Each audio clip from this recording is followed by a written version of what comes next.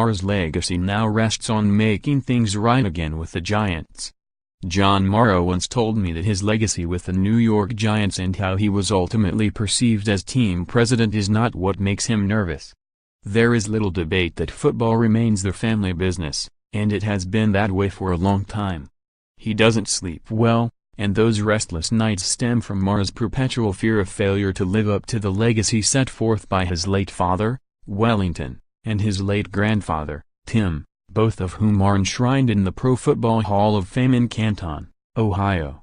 The Giants have won a pair of Super Bowls since Mara took over the reins as co-owner with Steve Tisch in 2005, but he will forever be indebted to the past, mindful of the present and wary of the future.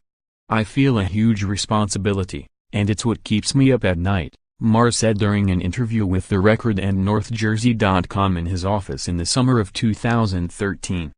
John Mara, Giants made wholesale changes in firing McAdoo, Rees' next coach, reasons why the Giants coaching job is one of the NFL's best interim coach, 6 things to know about Steve Spagnuolo that responsibility, including the challenge currently facing Maras' Giants more than 4 years later. Well, it has never been greater. Mara and Tisch settled all family business Monday morning when, with 4 games remaining in a lost season, they fired head coach Ben McAdoo and general manager Jerry Rees, essentially going back on a statement made by ownership just 21 days earlier that those decisions would not be made until the current season is over. Considering the circumstances of the past week, this was not just the right move, it was the only move for a franchise saddled with a 2-10 record and facing increasing heat from a fan base scorned by inept football and the mistreatment of certain players, most notably Manning, by a head coach viewed as someone unable to communicate and completely unwilling to change his ways, especially in the public eye. "I don't think there was any one final straw," Mara said Monday. "I just think that where we are as a franchise right now, we're 2-10. We've kind of been spiraling out of control.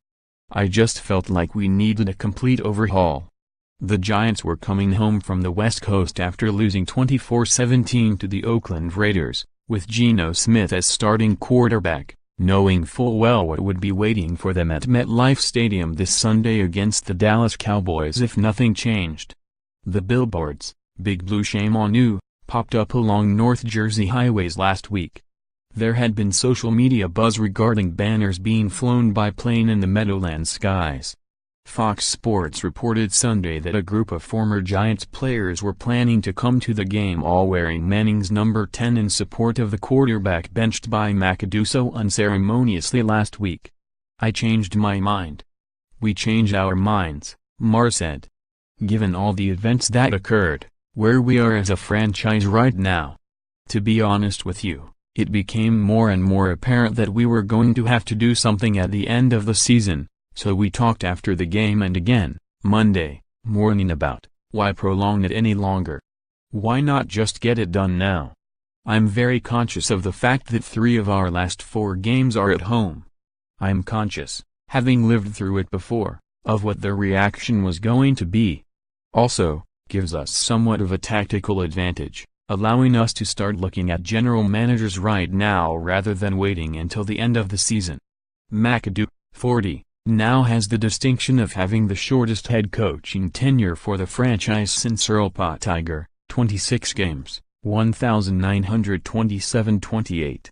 The only other head coach in team history fired in the middle of the season was Bill Arnsparger, when he led Big Blue during an 0-7 start in 1976.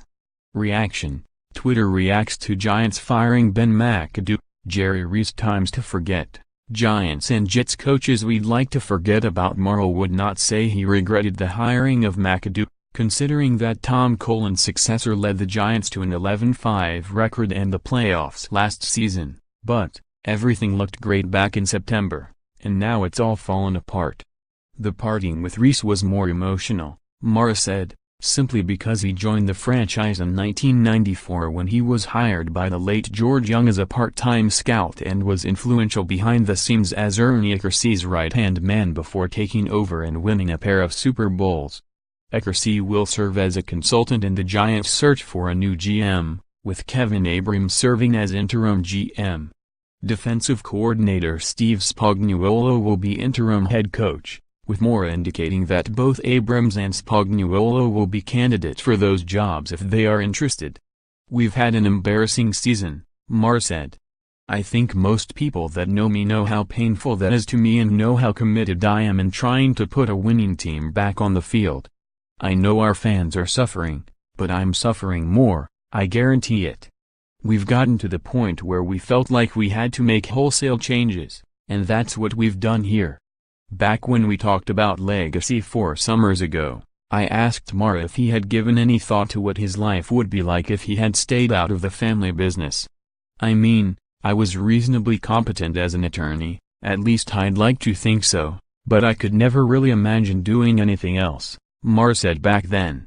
"This is too much in my blood." That was the man who stood before his fan base Monday, insisting he feels their pain. Now it's up to John Maras to make it better. His Giants' legacy depends on it.